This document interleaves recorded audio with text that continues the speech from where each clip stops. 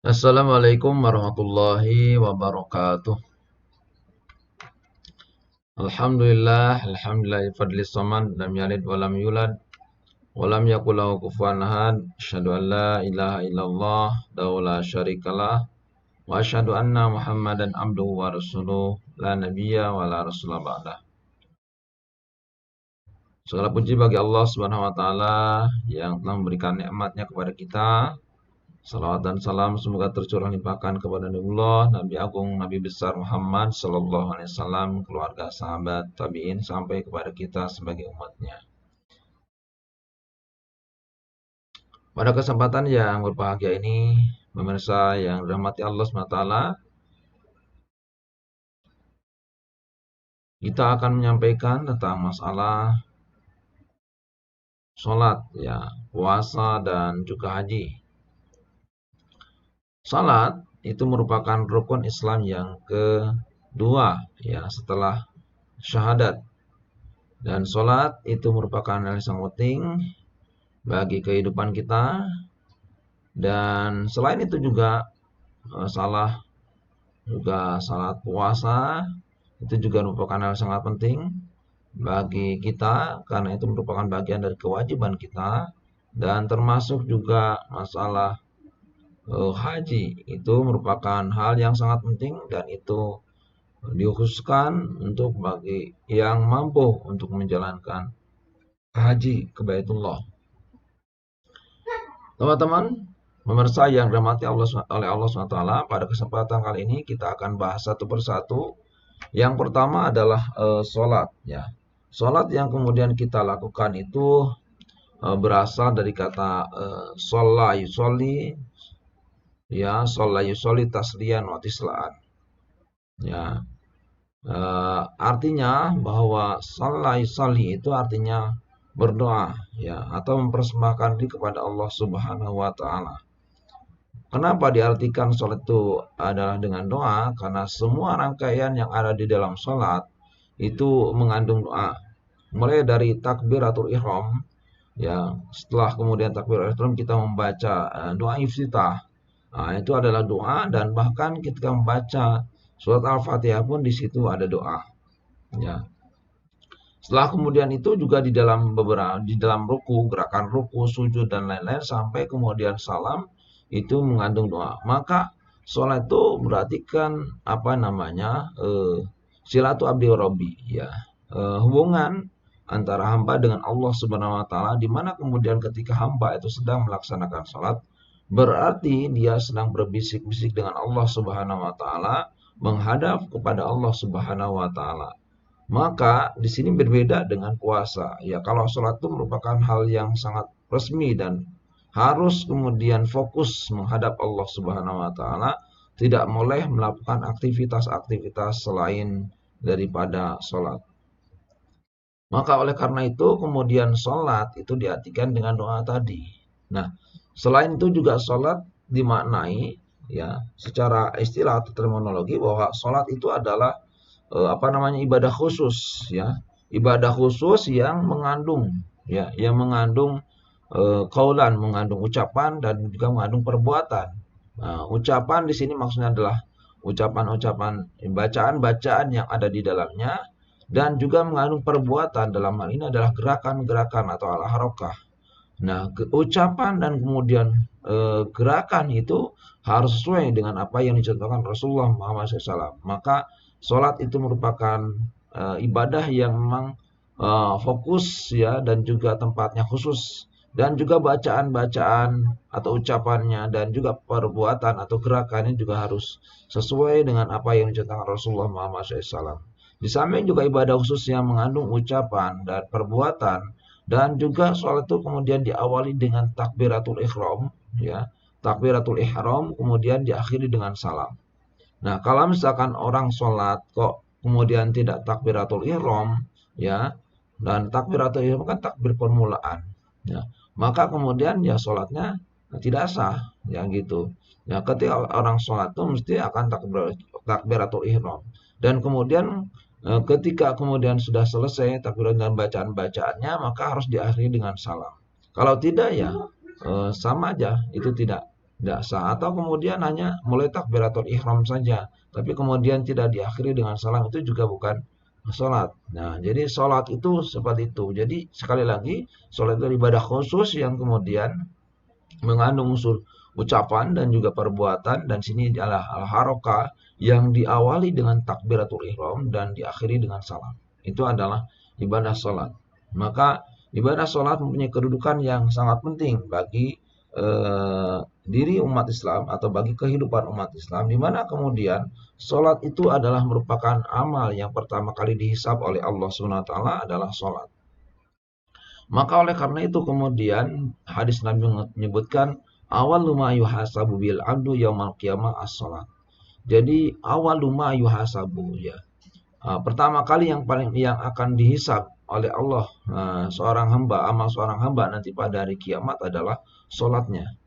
Maka kemudian kalau sholatnya itu adalah benar, ya sempurna sesuai dengan apa yang disampaikan Rasulullah Muhammad Shallallahu Alaihi Wasallam, maka kemudian akan berimbas kepada aspek yang lain, gitu ya. Aspek yang lain berarti selain sholat, gitu. Dalam kehidupannya mesti akan baik, mesti akan kemudian juga jujur, ya tidak pernah berbuat bohong, ya tergantung kepada sholatnya. Maka ketika sholatnya baik, maka otomatis seluruh perbuatan yang lainnya, aktivitas yang lainnya insya Allah baik. Tapi kemudian kalau sholatnya itu tidak sempurna, artinya kemudian sholatnya hanya menjalankan kewajiban saja, tanpa kemudian didorong dengan keikhlasan kepada Allah Subhanahu wa Ta'ala, kemudian juga mempersembahkan diri kepada Allah Subhanahu wa Ta'ala, gitu. Maka kemudian sholat yang kemudian dilakukan itu nanti akan berimbas kepada yang lain. Ketika sholatnya tidak sempurna, bahkan kemudian hanya menggugurkan kewajiban saja, maka akan kelihatan di dalam aspek kehidupan yang lainnya.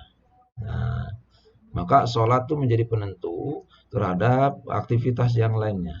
Nah, maka kalau sholatnya tidak sempurna, otomatis yang lainnya, kalau sholatnya tidak baik, ya maksudnya tidak sempurna, tidak baik, maka perbuatan yang lainnya mesti akan kelihatan tidak baiknya. Nah, begitu. Maka pertanyaannya kenapa orang itu kemudian suka melakukan maksiat, berbohong, dan lain-lain, itu berarti sholatnya belum sempurna. Nah, maka perlu sholat itu adalah menjadi hal yang sangat penting bagi kehidupan kita. Maka ini sangat berkaitan dengan apa namanya, dengan ayat ya Al-Qur'an gitu. Inna sholata tanha 'anil fahsya'i wal munkar. Sungguhnya sholat itu dapat mencegah dari perbuatan keji dan munkar. Sholat yang seperti apa? Tentunya sholat yang dijalankan sesuai dengan apa yang dicontohkan Rasulullah Muhammad SAW, dan juga ya dan juga dilakukan dengan ikhlas karena Allah Subhanahu wa Ta'ala. Kemudian selain itu juga sholat itu pertama adalah ibadah yang kemudian langsung diterima perintahnya Rasulullah Muhammad SAW pada saat Rasulullah SAW diisrokan dan dimi'rajkan oleh Allah Subhanahu wa Ta'ala. Ya, Subhanalladzi asra bi abdi lailan minal masjidil haram ilal masjidil aqsa alladzi baraknahu lahu linuriyahu min ayatina. Jadi pada saat malam itu kemudian Allah kemudian apa? Menjalankan ya Rasulullah atau Nabiullah Muhammad SAW dari Masjidil Haram ke Masjidil Aqsa ya di Palestina, kemudian sampai kepada Sidratul Muntaha. Di sini kemudian Rasulullah Shallallahu Alaihi Wasallam menerima sholat 5 waktu. Yang awalnya kemudian 50 waktu, kemudian Rasulullah SAW muncul lagi menurut informasi dari Sirah Nabawiyah itu bahwa ketika Rasulullah SAW menerima sholat 50 waktu, kemudian Rasulullah SAW akan akan pergi, akan pulang, ya, hanya akan turun, tapi kemudian dicegat oleh Nabi Musa, ya, wahai Muhammad, kamu menerima sholat berapa waktu? 50 waktu, ya. Itu tidak akan bakalan kuat, umatmu tidak akan bakalan kuat, kata Musa. Maka coba diusulkan lagi untuk diminta supaya sholatnya menjadi 5 waktu. Akhirnya kemudian Muhammad ya minta keringanan dan untuk dikurangi supaya sholatnya menjadi 5 waktu. Nah, dari situlah kemudian sholat itu kemudian diwajibkan bagi umat muslim sebanyak 5 waktu dan 17 rakaat sehari semalam untuk sholat wajib. Maka pagi-pagi Rasulullah SAW kemudian menyampaikan kepada penduduk Mekah, dan yang pertama kali membenarkan Isra Mi'raj Nabi adalah Abu Bakar As-Siddiq. Nah, jadi langsung diterima, sholat itu berbeda dengan ibadah yang lainnya. Nah, dari situ maka kemudian ini kan menjadi hal sangat penting. Kedudukan sholat itu luar biasa istimewa dibanding ibadah-ibadah yang lain. Bukan berarti ibadah yang lain tidak baik, tapi ibadah ini memang ibadah yang khusus, ya, dan juga langsung diterima perintahnya oleh Rasulullah, ya, dari Allah, kepada Nabi Muhammad, dan Muhammad langsung menerima tugas untuk menyampaikan kepada umatnya. Nah, hadirin kaum muslimin, pemirsa yang dirahmati oleh Allah Subhanahu wa taala, di samping itu juga kemudian sholat itu merupakan tiang agama, ya. Bahwa sholat itu merupakan tiang agama, maka kemudian ketika orang itu meninggalkan sholat berarti meruntuhkan agama. Ketika orang itu menjaga sholat, kemudian senantiasa melaksanakan sholat 5 waktu dalam sehari semalam, itu ya sebanyak 17 rakaat, maka kemudian ia sudah menjaga agamanya. Karena itu merupakan bagian dari rukun Islam yang kedua. Ya. Hadirin kaum muslimin, pemirsa yang dirahmati oleh Allah SWT, itulah yang dimaksud dengan sholat, ya, dan kedudukan sholat. Kemudian juga dasar hukum sholat. Dasar hukum sholat itu disebutkan di dalam surat Al-Baqarah ayat 43, ya, dan juga surat Al-Hajj 77 disebutkan waqimus sholat wa atuz zakat, ya, warka'u ma'rokin. Ya, dirikanlah sholat, kemudian tunaikan zakat, dan rukulah bersama orang-orang yang ruku. Di sini menunjukkan bahwa adanya kewajiban, gitu ya. Dalam bahasa usul fikih disebutkan al aslu fil asli, al amru fil asli lil wujub. Pada dasarnya perintah itu adalah wajib untuk dijalankan. Maka di sini adalah wajib kita menjalankan sholat 5 waktu dalam sehari semalam. Nah, begitu. Kemudian juga di sini adalah ada uraian atau zakat, tunaikan zakat, dan warkau maraknya rukulah bersama orang-orang yang ruku. Artinya di sini adalah kita diperintahkan untuk menjalankan sholat 5 waktu itu dengan berjamaah, gitu ya. Dengan berjamaah lebih afdal, lebih utama dilaksanakan di masjid, gitu ya. Nah, sholat wajib itu dengan dilaksanakan secara berjamaah. Di sini berarti kan ada imam, kemudian ada makmum. Ya, paling tidak itu sehari semalam, ya, dilaksanakan secara berjamaah. Kecuali kalau ada uzur syar'i, maka itu dibolehkan untuk melaksanakan sholat di selain di masjid, bisa di rumah atau di tempat-tempat yang memang layak untuk dijadikan sebagai tempat sholat. Nah, kemudian juga berdasarkan itu, kemudian sholat ini dibagi menjadi dua, ya. Ada sholat wajib, ada sholat sunnah. Nah, sholat wajib perintahnya tadi, surat Al-Baqarah ayat 43 itu menunjukkan kepada kewajiban untuk melaksanakan sholat 5 waktu dalam sehari semalam. Di sini sholat 5 waktu itu adalah apa, gitu ya. Sholat 5 waktu itu di sini disebutkan adalah sholat subuh, ya, kemudian sholat duhur, sholat asar, sholat maghrib, dan sholat isya. Nah, ini adalah sholat 5 waktu yang tidak boleh tidak kita harus melakukannya. Baik itu dalam keadaan sehat maupun dalam keadaan sakit, maka kemudian kita harus melakukannya. Ya, dalam keadaan sehat kemudian kita menjalankan ibadah sholat dengan keadaan berdiri. Kalau tidak, dalam keadaan duduk kalau dalam keadaan tidak sehat. Kemudian kalau tidak bisa berbaring, bisa terlentang, ya. Atau kalau tidak bisa menjalankan sholat dengan berbaring atau terlentang, maka kemudian dengan isyarat, kalau tidak bisa ya disolatkan orang. Artinya memang dinyatakan orang tersebut sudah meninggal dunia. Nah, berarti kan disolatkan orang. Kemudian di samping itu adalah ada sholat, di samping sholat 5 waktu, sholat wajib, ada kemudian sholat nawafil atau sholat sunnah, ya. Nah, disebut dengan sholat tatawu, ya, sholat sunnah. Nah, sholat sunnah itu banyak, ya. Ada sholat rawatib, artinya sholat rawatib itu adalah sholat yang mengiringi sholat fardu, yang kemudian didasarkan kepada hadis Nabi bahwa ada kemudian qobliyah zuhur, kemudian ada ba'diyah zuhur, ya. 2 rakaat sebelum duhur, 2 rakaat setelah duhur, 2 rakaat kemudian setelah maghrib, dan kemudian 2 rakaat setelah isya, dan 2 rakaat sebelum subuh. Itu di dalam hadis dari Ibnu Umar disebutkan seperti itu.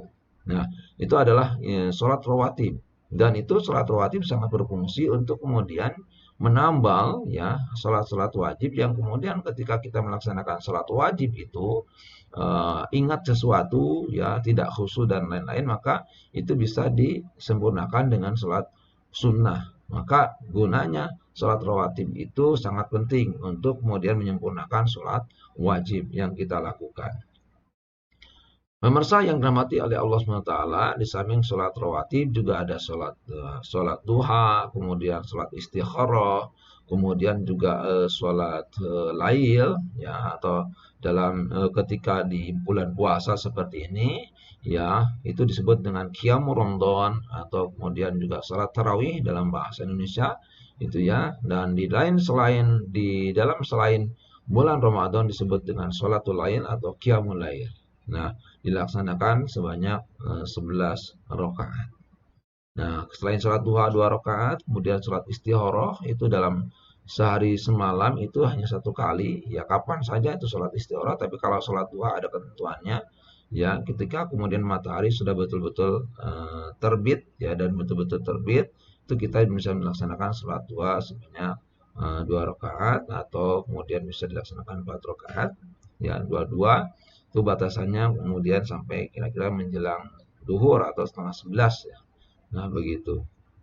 Nah, itu sholat duha. Kemudian juga ada sholat selain sholat duha, sholat istikharah, sholat witir ya. Sholat witir itu dilaksanakan qabla naum, sebelum tidur ya. Itu juga bisa dilaksanakan 11 rakaat bisa begitu ya, atau 3 rakaat ya, atau kemudian juga ganjil bisa 7 rakaat atau 5 rakaat 7 rakaat ya. Nah, gitu atau 9 rakaat. Ya. Itu salat witir itu bisa dilaksanakan kemudian atau kemudian bisa langsung full 11 rakaat ya sebelum tidur. Nah, selain juga salat-salat yang itu kemudian ada salat tahiyatul masjid, artinya salat untuk menghormati masjid, kita melaksanakan 2 rakaat. Kemudian ada yang disebut dengan salat syukrul wudu. Salat setelah kita melaksanakan wudhu, kita melaksanakan salat 2 rakaat. Itu ya. Kemudian ada salat gerhana. Ya, salat gerhana di sini dibagi dua, ada salat gerhana matahari dan gerhana bulan. Ya. Di samping itu juga ada salat istisqa ya. Kalau salat gerhana itu ketika ya terjadinya gerhana, tergantung ya apa gerhana matahari atau gerhana bulan gitu ya. Nah, kalau misalkan pada saat gerhana matahari ya kita niatkan salat gerhana matahari. Ketika kemudian terjadi salat gerhana bulan, maka itu kita niatkan untuk melaksanakan salat gerhana bulan. Kemudian ada salat istisqa tadi. Ya, salat istisqa itu adalah salat untuk meminta hujan ketika kemudian bangsa Indonesia misalkan dilanda musim kemarau, kemudian tidak hujan-hujan, kemudian kita disunahkan untuk melaksanakan sholat istisqa sebanyak 2 rakaat dan kemudian kita berdoa kepada Allah untuk diturunkan hujan dari langit. Nah, selain juga sholat istisqa ya, ada juga sholat-sholat yang lain yang kemudian juga eh, ya seperti ya sholat ya sholat tahiyatul masjid sudah ya, kemudian sholat syukrul wudhu sudah. Saya kira itu ya untuk sholat sunnah ya, tidak ada yang lain lagi ya. Kemudian juga selain juga sholat sunnah yang kita lakukan tadi sholat wajib. Nah, sholat sunnah itu sangat berguna juga bagi kita, dan walaupun itu adalah hukumnya sunnah, tetapi itu sangat penting dan menunjukkan komitmen kita terhadap Nabiullah Muhammad SAW ya sebagai bagian dari kita menjalankan sunnah Rasul gitu ya. Nah, samping juga melaksanakan sholat wajib, maka kemudian kita lengkapi sholat kita dengan sholat sunnah begitu ya. Nah, pemirsa ya yang dirahmati oleh Allah SWT, itu adalah sholat yang kita lakukan. Kemudian juga ada kemudian syarat sah untuk melaksanakan sholat itu adalah kita niatkan karena Allah Subhanahu Wa Taala, dan kemudian bersih ya dari hadas besar dan hadas kecil, kemudian juga dilaksanakan pada waktunya. Jadi kalau sholat itu dilaksanakan pada waktunya.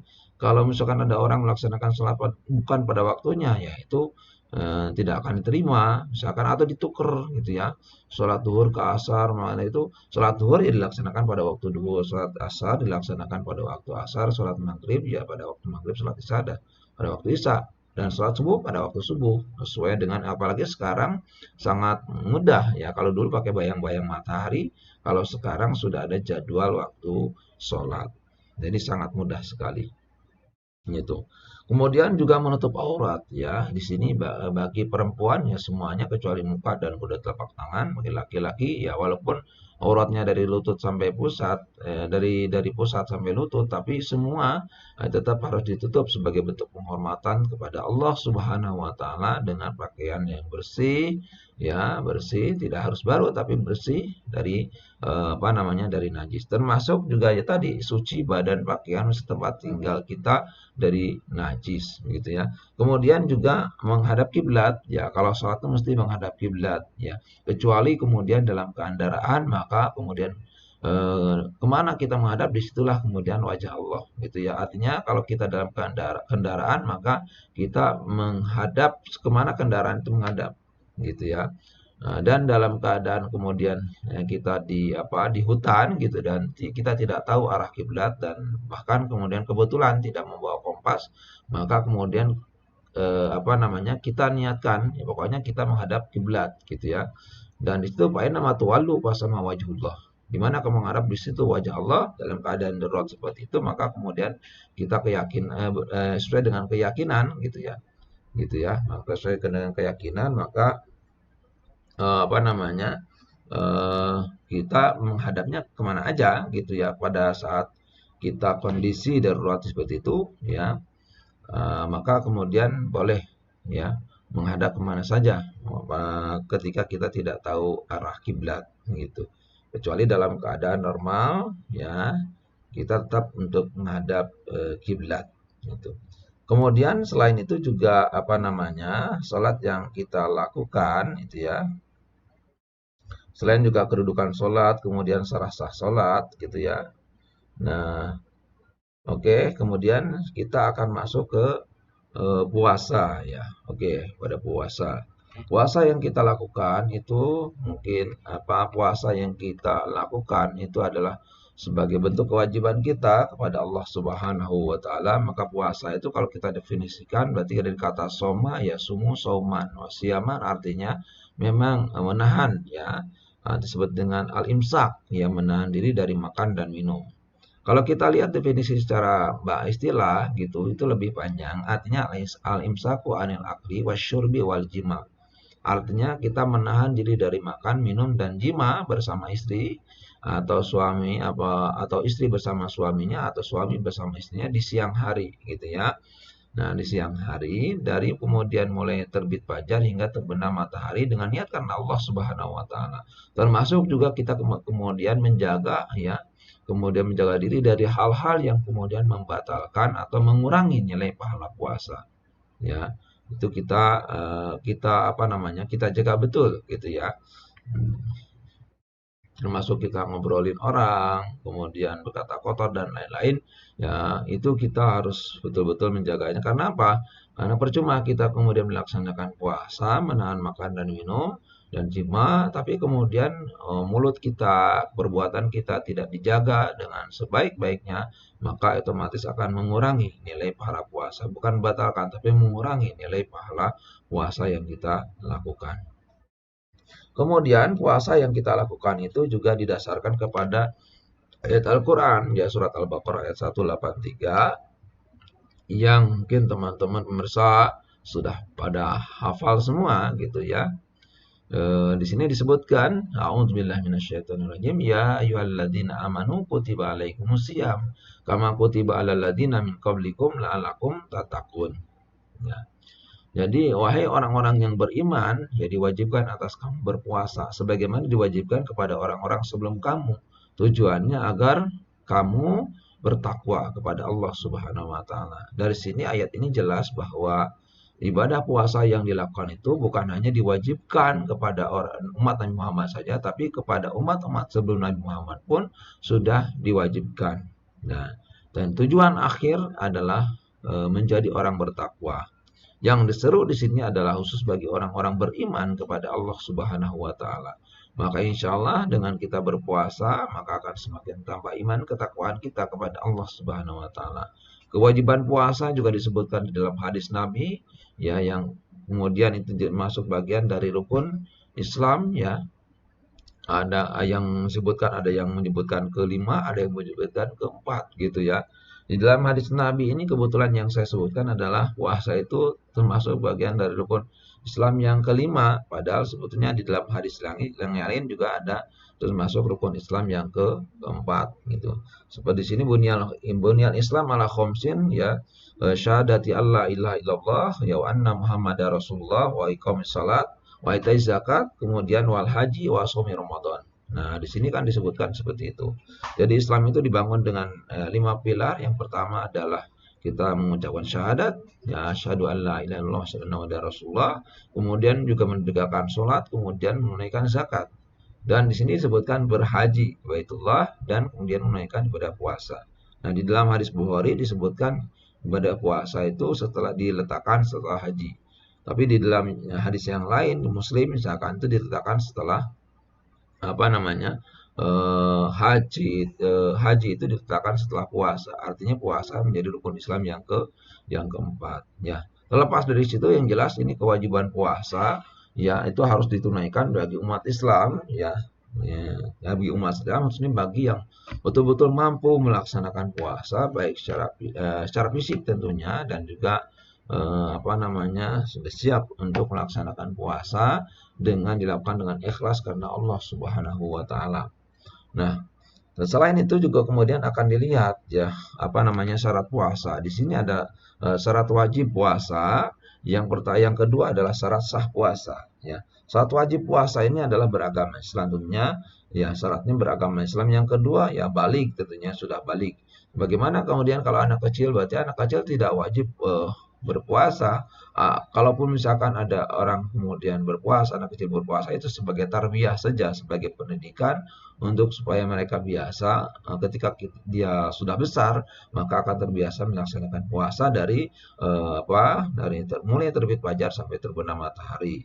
Jadi kalau anak kecil mau misal puasa dari dari subuh sampai maghrib nggak apa-apa. Tapi kalau misalkan mau buka duhur nggak apa-apa gitu ya, atau disebut dengan puasa beduk misalkan dalam bahasa yang itu, bukanya duhur nggak apa-apa. Jadi jangan dipaksakan begitu ya.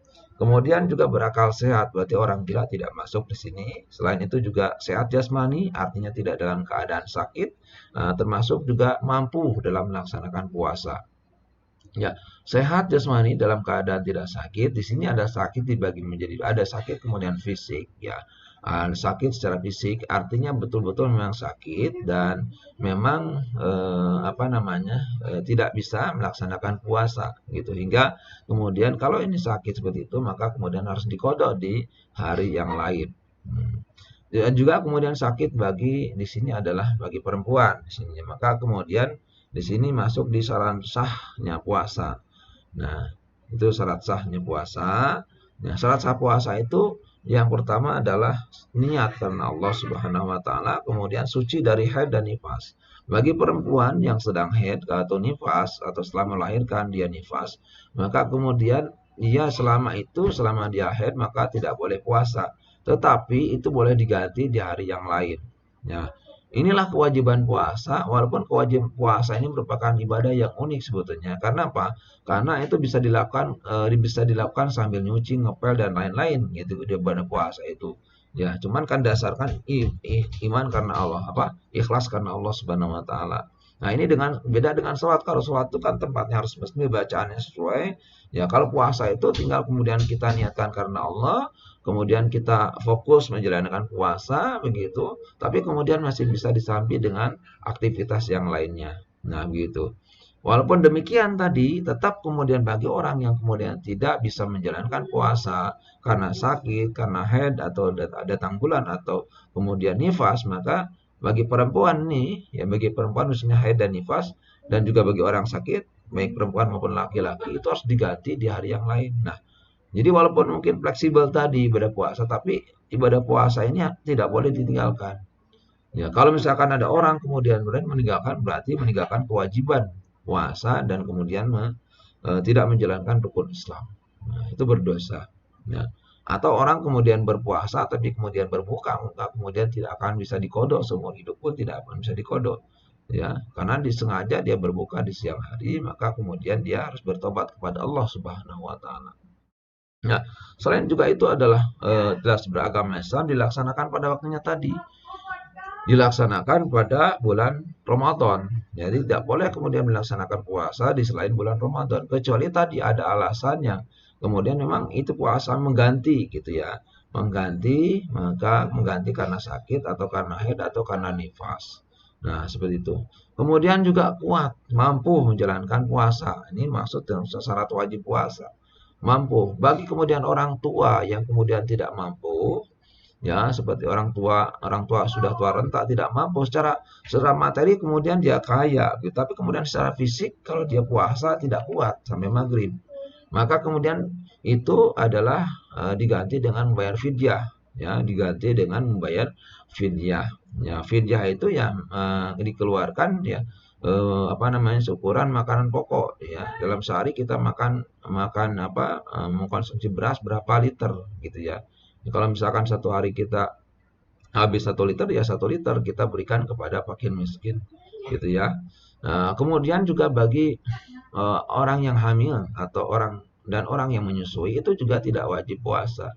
Maka kemudian diganti ya, sebagai bentuk penggantinya adalah dengan membayar fidyah begitu.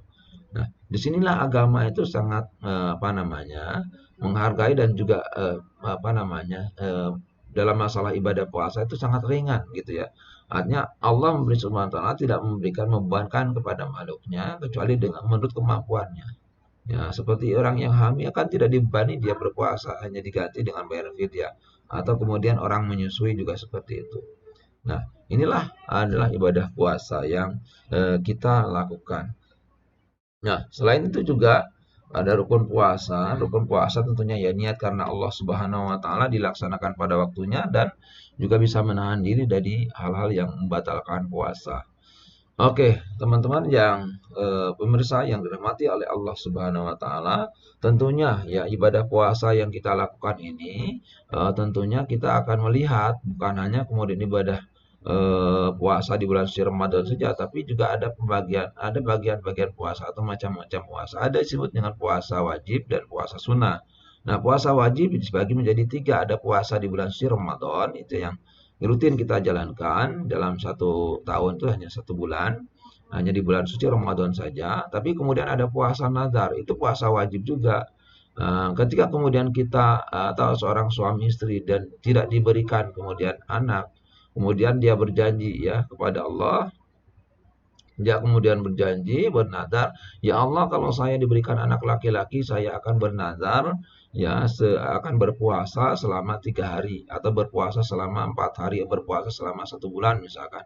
Maka nazar ketika kemudian dia dipenuhi oleh Allah, bahkan kemudian dia diberikan anak laki-laki, ya maka kemudian pada saat itu kemudian dia harus melakukan janjinya itu, ya melaksanakan janjinya itu, melaksanakan nazarnya itu. Nah, itu wajib dibayar ya. Kemudian juga ada puasa membayar kafarat. Puasa membayar kafarat itu karena kemudian melanggar sumpah misalkan, maka kemudian wajib dia membayar kafarat, atau kemudian karena melanggar ketika dia berpuasa Ramadan, kemudian melanggar dengan bersenggama ya di siang hari dengan istri. Pada masa Rasulullah, kemudian ada seorang sahabat datang kepada Rasulullah, ya Rasulullah saya celaka, celaka, celaka. Kenapa? Celaka, saya sudah melanggar larangan gitu. Larangan apa? Saya bersenggama di bulan Ramadan dan itu di siang hari gitu. Terus apa yang saya lakukan? Hukuman apa ya? Yang atau kafarat apa yang harus saya lakukan? Pertama, kamu harus membayar kafarat. Kafarat yang pertama adalah kafarat, alternatif pertama adalah berpuasa 2 bulan berturut-turut. Ya Rasulullah, saya jangankan 1 2 bulan, 1 bulan saja saya bolong-bolong seperti ini gitu. Ya sudah kalau begitu kemudian kamu apa namanya, merdekakan budak. Apalagi memerdekakan budak saya nggak bisa juga gitu ya. Nah, terus ya wis patah dulu kobatin nggak bisa, merdekakan budak nggak bisa. Kemudian beri makan sebanyak 60 fakir miskin gitu ya. Saya kan nggak punya, saya orang miskin nggak punya apa-apa gitu, mau saya kasih dengan apa begitu ya.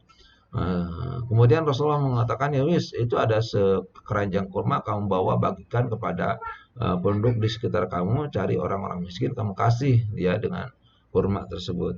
Hanya kemudian dia singkat cerita, kemudian dia bawa kurma itu, kemudian dia bagikan kepada penduduk sekitar, tapi kemudian dia balik lagi, ya Rasulullah, tidak ada orang miskin selain saya. Nah, tidak ada orang miskin selain saya. Ya sudah, kalau begitu buat kamu saja. Nah, inilah agama, teman pemirsa yang dirahmati oleh Allah SWT, luar biasa begitu ya. Nah, luar biasa. Artinya bagi orang yang kemudian memang tidak mampu sama sekali, bahkan kemudian dia melanggar larangan Allah Subhanahu wa taala ya, dengan dia bersenggama dengan istri di siang hari, itu memang kalau dia mampu dan mampu, maka kemudian satu tadi, puasa kafarat tadi, harus kemudian berpuasa 2 bulan berturut-turut. Itu memang kalau di sini memang ada 3 alternatif kalau nggak bisa puasa ya. Tapi kalau dia mampu, harus dibayar, wajib berpuasa dia 2 bulan berturut-turut. Nah, alternatif kedua, kalau misalkan tidak mampu, kalau misalkan tidak mampu, maka memerdekakan budak. Kalau tidak bisa, ya sudah, beri makan 60 fakir miskin. Nah, seperti itu. Nah, inilah adalah ibadah puasa wajib ya. Puasa Ramadan, puasa Nadar, dan puasa membayar kafarat. Ya, kemudian juga ada kemudian puasa sunnah. Ya, puasa sunnah yang kita lakukan adalah puasa Senin Kamis, ada puasa Yaumul Bid 13, 14, 15, atau kemudian kita bisa menjalankan puasa Daud ya. 1 hari puasa, 1 hari tidak, atau kemudian bisa menjalankan juga puasa tertentu di bulan Arafah gitu ya, di bulan Zulhijjah ya, tanggal 9 Zulhijjah, kemudian orang-orang wukuf di Arafah, kemudian kita menjalankan puasa tanggal 9 gitu. Kemudian juga kita juga bisa menjalankan puasa Asyura ya, atau disebut dengan puasa tanggal 10 Muharram, itu kita bisa menjalankan itu. Nah, yaitu namanya puasa puasa sunnah.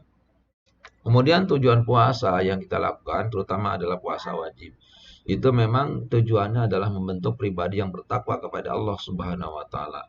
Insya Allah dengan kita menjalankan puasa yang semaksimal mungkin dengan penuh keikhlasan kepada Allah Subhanahu wa taala, dan kita niatkan karena Allah, maka insya Allah puasa yang kita lakukan itu akan mengantarkan kita menjadi orang-orang mutakin, orang-orang yang bertakwa, dan juga akan kita melatih aspek kemudian kesabaran ya, kemudian juga apa namanya, melatih kita untuk kemudian semakin dermawan, semakin perhatian kepada orang-orang yang tidak mampu kemudian ya. Nah, kemudian selain itu juga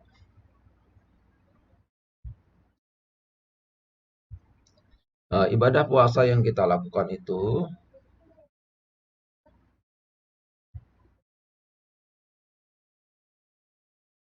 oke, kemudian juga selain itu juga apa namanya, eh,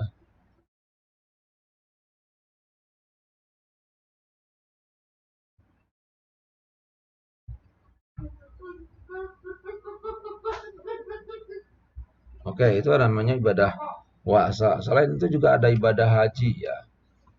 Ibadah haji yang kita lakukan ya.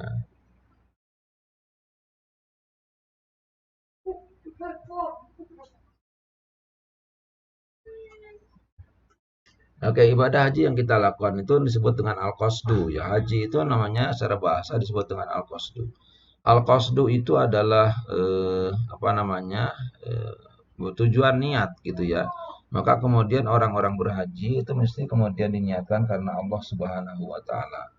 Maka disinilah kemudian ibadah haji yang kita lakukan itu tidak kemudian emang apa diwajibkan bagi yang mampu ya, bagi yang mampu. Tetapi juga ibadah haji itu juga di apa namanya, eh, semua kalangan itu bisa melaksanakan haji gitu ya. Maka ini disebut dengan al-qasdu. Ya, al-qasdu itu apa namanya, tidak hanya orang kaya saja, tapi orang tukang beca aja kalau dia niat karena Allah untuk menjalankan haji, sudah niat dia berhaji, maka dia bisa menjalankan haji dengan sebaik-baiknya ya. Bukan hanya kemudian orang orang kaya saja, tapi kemudian orang yang kemudian tidak apa namanya, Orang yang kemudian tidak mampu saja kalau dia niat untuk melaksanakan haji, maka kemudian dia bisa menjalankan haji dengan sebaik-baiknya. Bahkan kemudian orang kaya bisa kalah hajinya dengan orang apa namanya?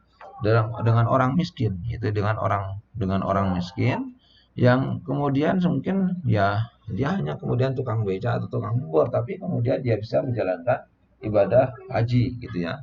Dia bisa menjalankan ibadah haji dengan semaksimal mungkin gitu. Nah, eh, oke, itu adalah ibadah haji yang kemudian kita lakukan.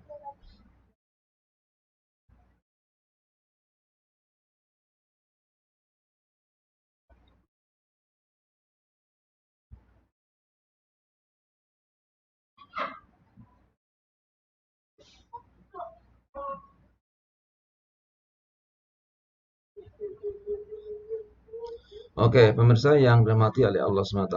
Nah, itu ibadah haji. Nah, yang kedua adalah kemudian di samping juga ibadah haji secara bahasa, ada juga kemudian ibadah haji secara istilah. Artinya bahwa ibadah haji yang dilakukan itu secara istilah berarti ibadah haji itu ibadah khusus ya, dia yang dilaksanakan pada pada waktu ya musim-musim haji, kemudian juga ditentukan ya, ditentukan tempatnya secara khusus. Nah, ditentukan tempatnya secara khusus. Nah, ini berbeda dengan ibadah-ibadah yang lainnya. Nah, maka kemudian ibadah haji yang dilakukan itu betul-betul memang membutuhkan biaya begitu ya.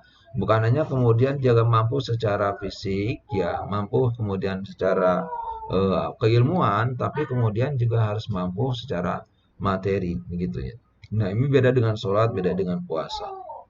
Dan itu juga dilaksanakan tidak bisa dilaksanakan di tempat kita, tapi kemudian harus berangkat haji ke Baitullah ya, ke Mekah sana begitu. Nah, ini bedanya ibadah haji dengan ibadah yang lainnya. Maka kemudian ibadah haji yang dilakukan itu syaratnya harus istitoah. Yang pertama dia harus mampu secara materi ya, maksudnya keilmuan agama dia sudah mampu gitu ya. Kemudian yang kedua dia juga kemudian harus mampu secara fisik ya, fisiknya mampu gitu ya, maksudnya adalah sehat ya, sehat jasmani. Kemudian selain itu juga ibadah haji yang kita lakukan itu juga harus kemudian apa, ibadah haji yang kita lakukan itu juga harus mampu secara materi ya. Secara materi maksudnya adalah dia kemudian mampu untuk apa namanya, di perjalanannya, mampu di perjalanannya ya, artinya ada dia punya ongkos untuk naik haji begitu ya, punya ongkos untuk naik haji di sini. Dan kemampuan ini juga bukan hanya mampu dalam segi perjalanan sebetulnya, tapi mampu kemudian ketika kita mungkin hanya satu orang gitu berhaji, tapi kemudian bisa meninggalkan orang-orang yang di rumah gitu ya. Artinya materi yang kita tinggalkan untuk orang rumah bukan hanya kemudian kita mampu secara individu, tetapi juga kita mampu semuanya ya, gitu ya. Jangan kemudian hanya kemudian kita berhaji tapi hajinya dengan ngutang gitu ya. Nah, itu disebut hajinya yang orang tersebut disebut dengan tidak mampu. Jadi mampu itu mampu secara apa namanya, secara materi betul-betul mampu dan kemudian bisa meninggalkan bekal untuk orang-orang di rumah gitu.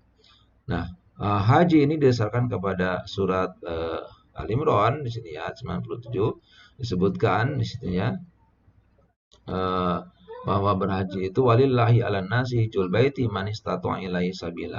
Nah, gitu ya.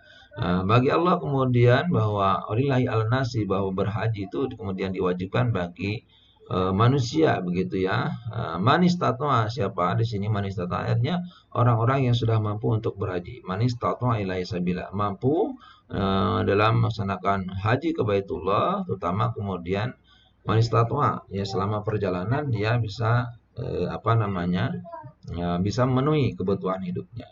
Karena apa? Karena berhaji tadi memang di samping juga membutuhkan materi, ya, keilmuan keagamaan, di samping juga itu juga harus mampu secara fisik dan juga mampu materi secara harta bendanya.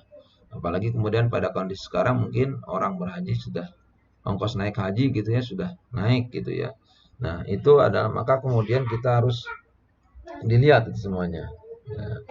Oke, kemudian eh,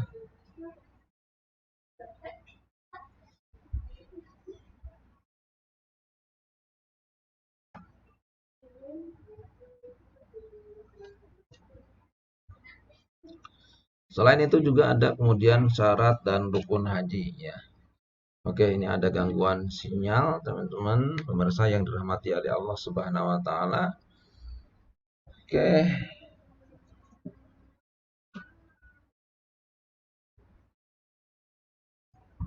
oke, kita lanjutkan pembahasan kita ya. Eh, Selain juga tadi ada pengertian haji ya, kemudian juga akan kita lihat ya, kemudian akan kita lihat syarat berhaji ya. Syarat berhaji itu seperti apa gitu ya.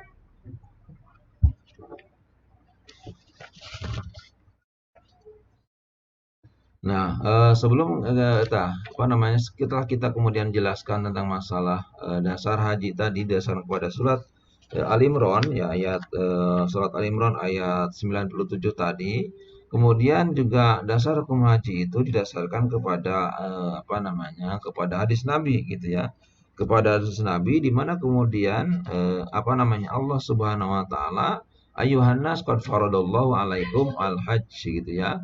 Wahai orang-orang manusia, Allah SWT telah mewajibkan haji kepada kamu. Wa hujju maka berhajilah. Jadi kalau kita sudah diperintahkan oleh Allah untuk berhaji, ya diwajibkan untuk berhaji, terutama haji ini kan bagi yang mampu.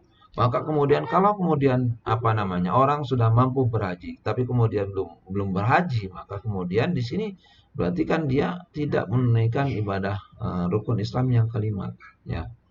Ya, otomatis kan kalau dia sudah mampu seperti itu, mampu secara materi gitu ya, mampu secara keilmuan keagamaan, mampu juga secara apa namanya, secara fisik dan juga mampu secara materi kebendaan atau kekayaannya. Artinya kemudian dia punya ongkos untuk naik haji, tapi belum menjalankan haji, gimana itu? Nah, kalau seperti itu dan apa namanya, tidak ada alasan yang lain, masalah tidak ada beban yang lain gitu ya. Tidak ada beban yang lain, tidak ada utang dan lain-lain, pokoknya dia sebetulnya bisa, tapi kemudian belum melaksanakan haji ya. Bisa berdosa begitu ya. Soal seperti itu. Ya. Kemudian juga haji itu wajibnya berapa sih? Ya gitu ya. Haji itu wajibnya berapa?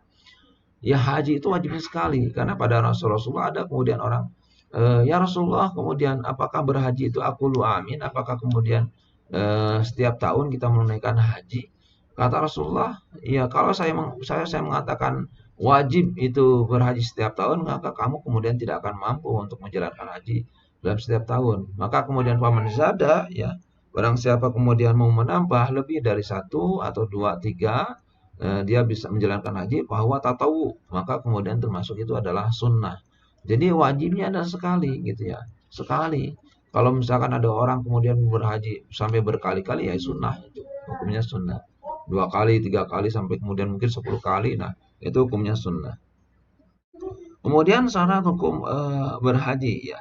Syarat hukum berhaji itu kemudian bisa dilihat gitu ya. Antara lain kemudian istitoah. Istitoah itu mampu tadi saya katakan mampu secara materi, mampu secara aspek keilmuan, dan mampu kemudian cara kemudian aspek keagamaan ya, keilmuan keagamaan dan mampu secara fisik.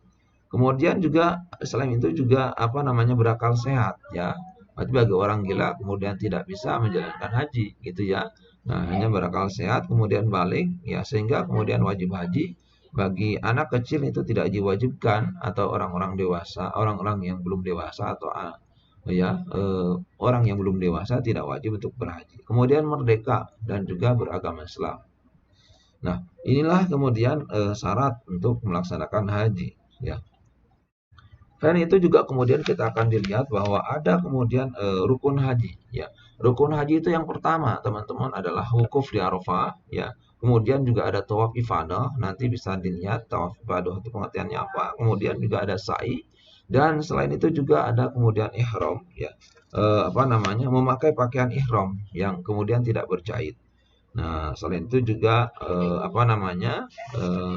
Selain juga sa'i, ya di sini adalah sa'i itu adalah melakukan perjalanan atau rally kecil dari Safa dan Marwah. Nah, selain itu juga ihram tadi ya. Ihram. Nah, ihram ini kan ada ihram dari mikot.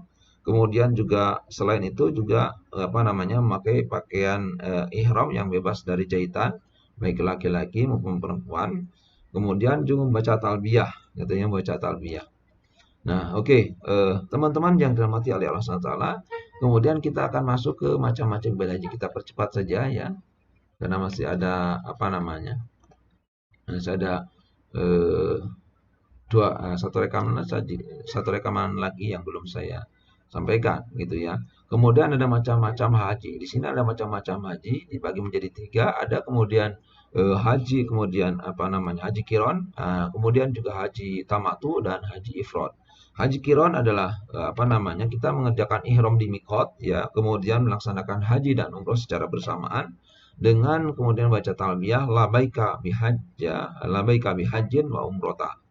Nah, kemudian setelah itu kita masuk ke itu adalah haji kiron. Kemudian haji tamatu. Haji tamatu itu adalah mengerjakan umroh terlebih dahulu. Nah, kemudian kita melaksanakan ibadah haji pada tahun itu juga, begitu ya. Pada waktu itu juga. Artinya kalau tamatu itu lebih dahulu imroh dan ini berarti terpisah. Maka kemudian tarbiyahnya juga labaika bi umrota. Nah, kemudian setelah itu kita melaksanakan ibadah haji, setelah ibadah haji kemudian juga melaksanakan talbiyah labaika bi hajjin gitu ya. Nah, kemudian di samping itu juga ada ibadah ada ibadah haji yang disebut dengan haji ifrad ya. Haji ifrad itu berarti sebaliknya dari tamattu, artinya kita menjalankan apa namanya ibadah haji terlebih dahulu baru kemudian menjalankan umroh ya.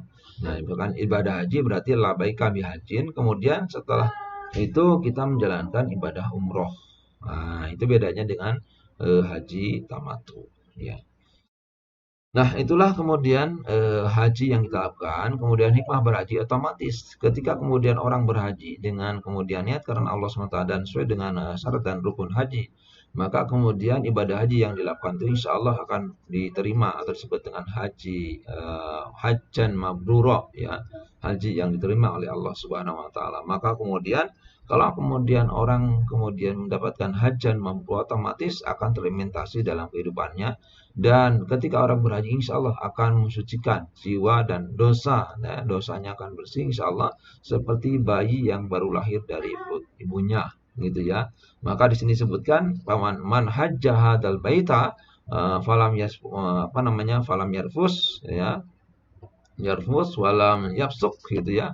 Roja kama kayaumin waladatu ummu.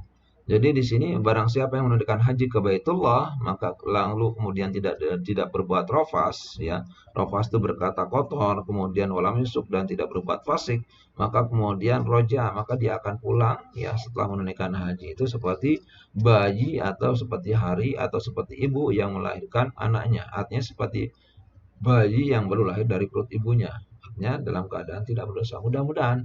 Nah, itu adalah hajjan mabrurah atau haji yang insya Allah diterima. Ya, bahkan kemudian implementasinya orang berhaji ke Baitullah itu dia akan kemudian dermawan gitu ya, kemudian bijaksana, tingkah laku, ucapan dan perbuatan yang betul-betul terjaga gitu ya. Nah, itu adalah hajjan mabrurah, tandanya itu haji yang diterima oleh Allah Subhanahu wa taala. Oke, pemirsa yang dirahmati oleh Allah SWT, itulah yang saya sampaikan. Mudah-mudahan apa yang saya sampaikan ini bermanfaat bagi kita semuanya. Terima kasih. Assalamualaikum warahmatullahi wabarakatuh.